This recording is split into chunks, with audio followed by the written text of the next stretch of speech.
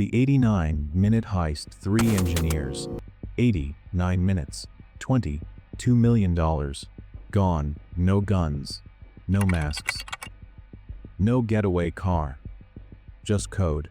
And when the cartel realized what happened, the engineers had already disappeared into a network so vast, so distributed, so fundamentally misunderstood by every government on Earth, that finding them would be like arresting the internet itself.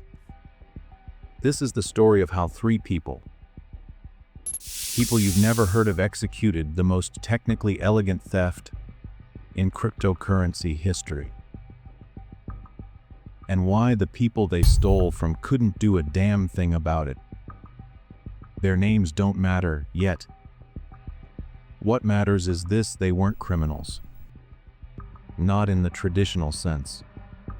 They were infrastructure engineers. The kind of people who keep the machines running while everyone else sleeps.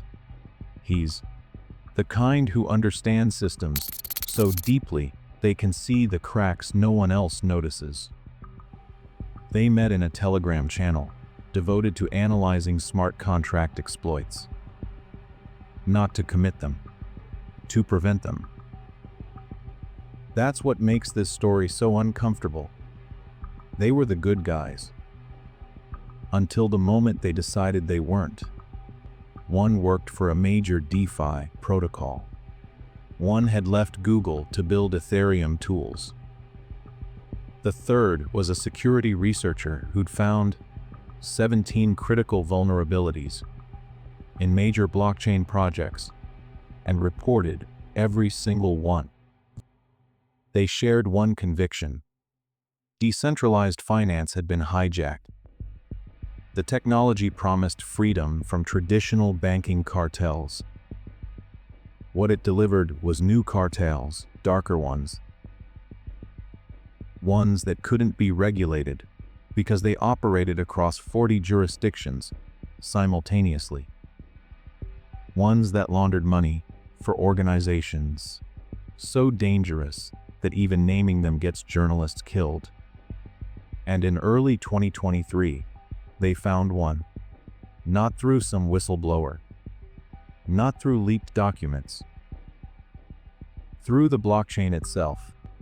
Because unlike traditional crime, crypto crime is published. Every transaction, every movement of money, transparent, immutable, permanent. You just have to know how to read it.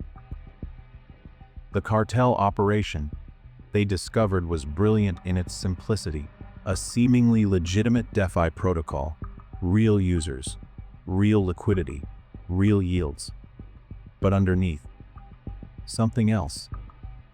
Millions flowing in from wallets connected to darknet marketplaces, fentanyl sales, human trafficking operations, ransomware payments from hospitals and schools. The money would enter as cryptocurrency, get mixed through complex trading algorithms, exit as clean capital into real estate, art, offshore accounts. It was a washing machine. And it was processing $20 million a month. The engineers watched it for weeks. They mapped every transaction, every wallet, every connection. They built a complete picture of how the system worked, where the vulnerabilities were, where the money actually sat before it disappeared forever.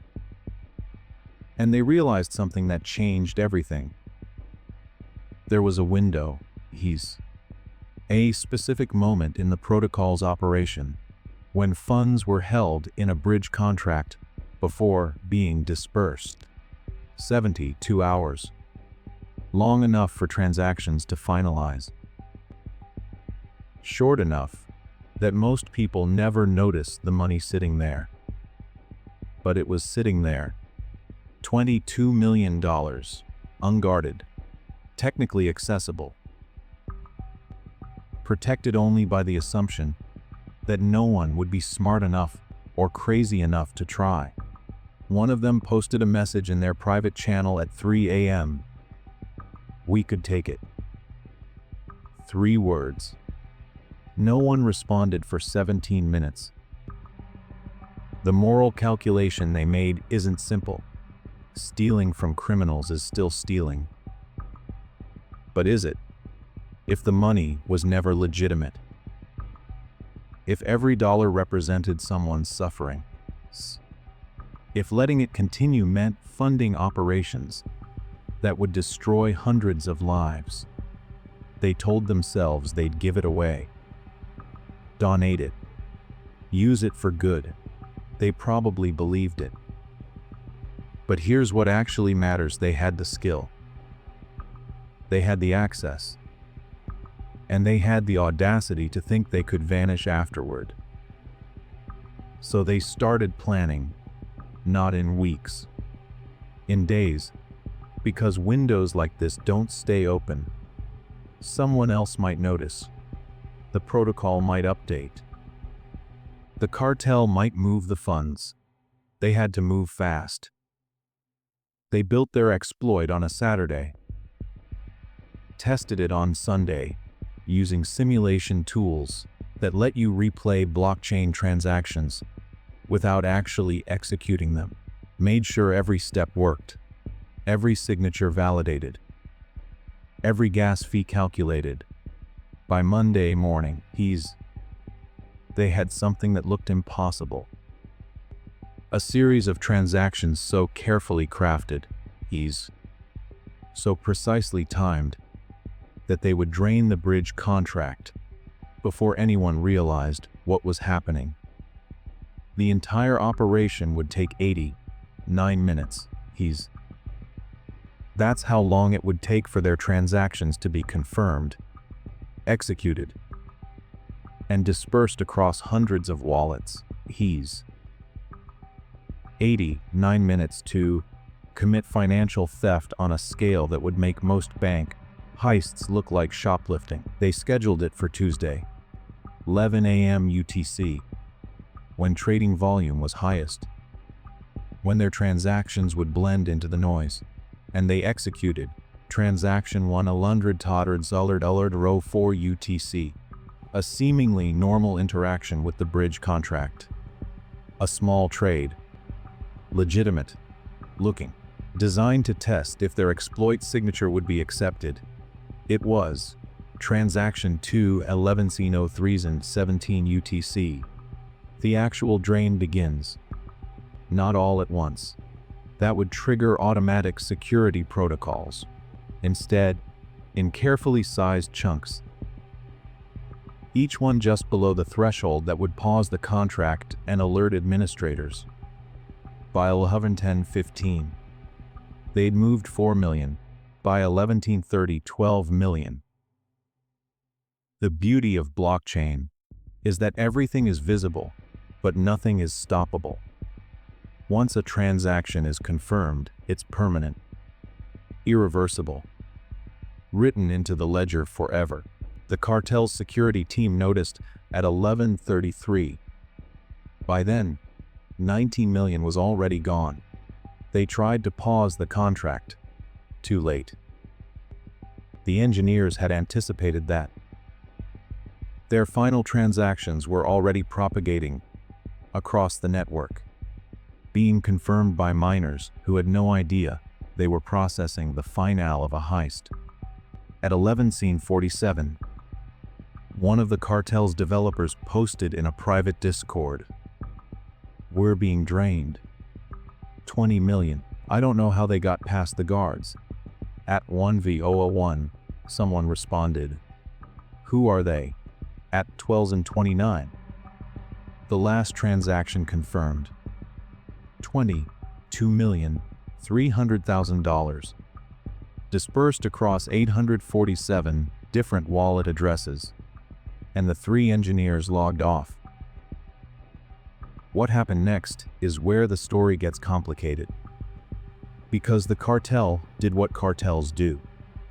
They started hunting, not through law enforcement. You can't call the police when someone steals your illegal money. You can't file a lawsuit when your criminal enterprise gets robbed. You find people. And you hurt them. Within 6 hours, they'd identified the exploit, reverse engineered the attack, realized it required insider knowledge of their system, started searching their own team for traitors. Within 24 hours, they'd hired blockchain forensics firms, the same ones that help law enforcement track ransomware payments. Except now they were working for the criminals. Within 3 days, they had leads. Because the engineers made one mistake. Not a technical mistake, a human one. They got cocky. One of them moved funds too quickly. Before enough time had passed. Before the trail was sufficiently obscured. A transaction that linked back to a wallet that had been used before. On a centralized exchange. An exchange that required identity verification. The kind of mistake that only matters when someone powerful wants to find you. And these people did. The first engineer disappeared in Singapore on March 8, 2023. Last seen leaving his apartment. Security footage shows him getting into an elevator. He never came out the other side. His family reported him missing. Police investigated, found nothing. No body, no evidence, no witnesses. Just gone. The second engineer was smarter. When they realized what happened, they ran, left everything, crossed 3 borders in 2 days, ended up in a country with no extradition treaty and a government that doesn't cooperate with international law enforcement. They're still there. Presumably, under a different name, different identity. Living with $20 million they can never spend. The third engineer did something no one expected. They went public. Posted the entire story on a cryptography forum. Explained the exploit. Named the cartel operation. Provided evidence. Wallet addresses.